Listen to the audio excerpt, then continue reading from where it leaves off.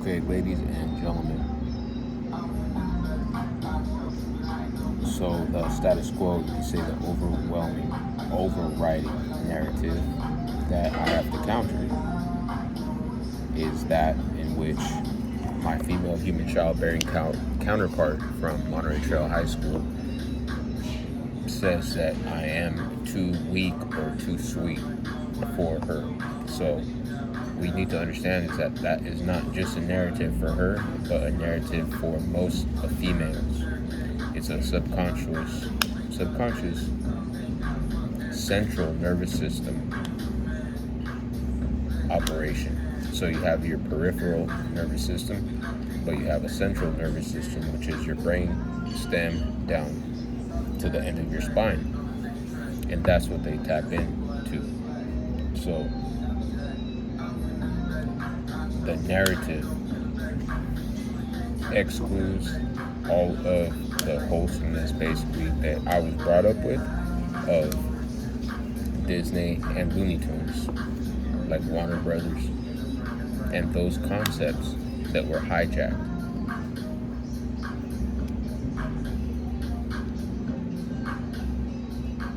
So their goal is to run that narrative because they have used the infrastructure, they have misused the infrastructure to run that narrative. So the infrastructure, as we see it, you see this? Is for subjective synthesis and objective negation. And people are lying to people saying that it's just a restaurant or that it's just a place of business.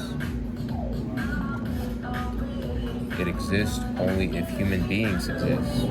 If we don't exist, this is only a system that lasts 80 to 120 years to as long as a human body lasts.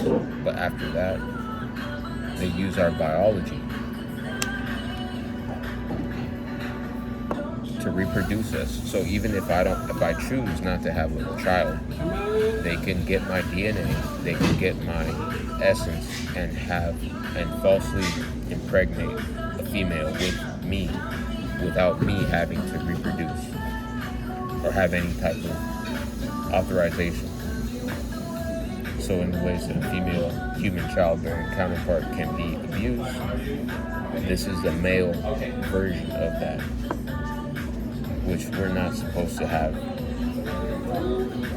We're supposed to have a voice and a word, but we're not supposed to be the overriding narrative. So we're not supposed to be the overriding narrative to the female human childbearing counterpart. And people are misusing the infrastructure so that way they can fool the males to be that overriding narrative over the female. That's the misuse of infrastructure, as described on my channel. So once again, they want to make you think that we're working a job as being a bartender or a server or a waitress. But in reality, you're part of a bigger picture that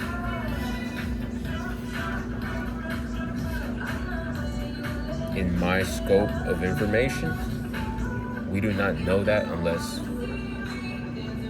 it's supposed to be natural. So you're naturally supposed to be able to understand it. But something is going on in which people are not naturally being able to understand or not naturally being able to pick up what is being left. That's because people are devaluing what we're leaving. They're saying that it has no value, or that's what they're putting in their heads so they don't pick it up. So that's what you have to pay attention to. There are ancestors left down things that today we are taught not to value. And you have to see how that happens. Because it happens differently with different people.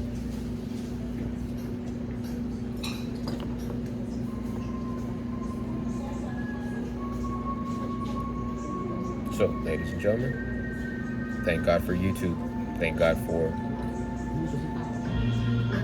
what we have left. And hopefully we can start using things the right way, guys. And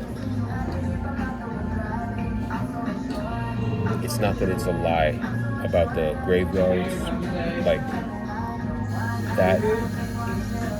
When people bury their dead, that is not a lie, ladies and gentlemen. That is something that people are trying to get away from. They're trying to get away from graveyards and burying their dead and honoring them. And that is what's scary and crazy. Because even though we know we are not that which dies, we know people have passed away. And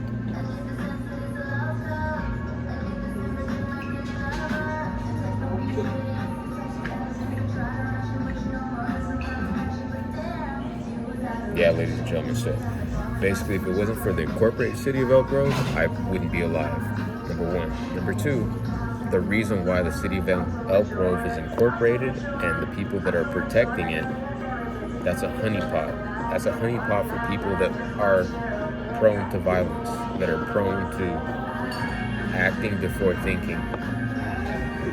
And they're trying to blame that on myself. So, ladies and gentlemen, I'm doing the best that I can here. So that way you don't suffer the same consequences, because even if you are elderly, if you're not the right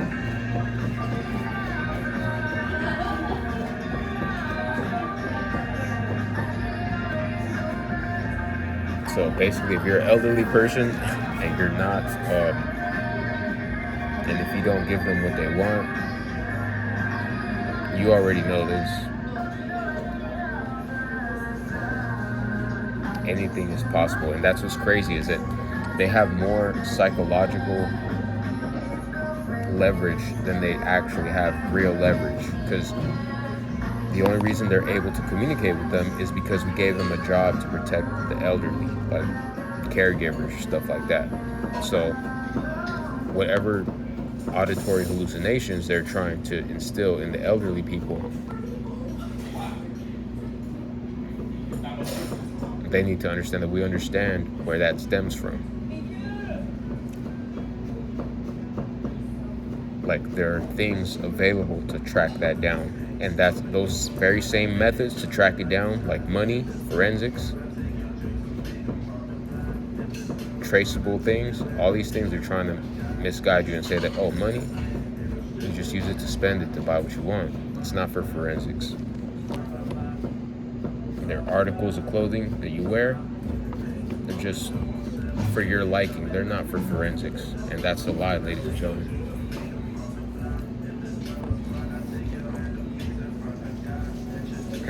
So everything matters. And don't let people try to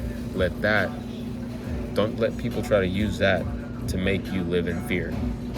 So U.S. intelligence is to be revered, but never feared. So if people are making you fear, that's how you know they are not U.S. intelligence. And therefore that makes you a witness. So if you protect yourself with lethal force, you have to get out of the vicinity of that jurisdiction, of that area. Because if you try to justify yourself, the police is not going to help. Medic is not going to help. The judges are not going to help. They have their own dramas going on with their offspring, so you have to get away. Live, protect yourself if you have to, and then get away. Thank you for listening. And that goes from John Kariakou. Shout out to him. Thank you for listening.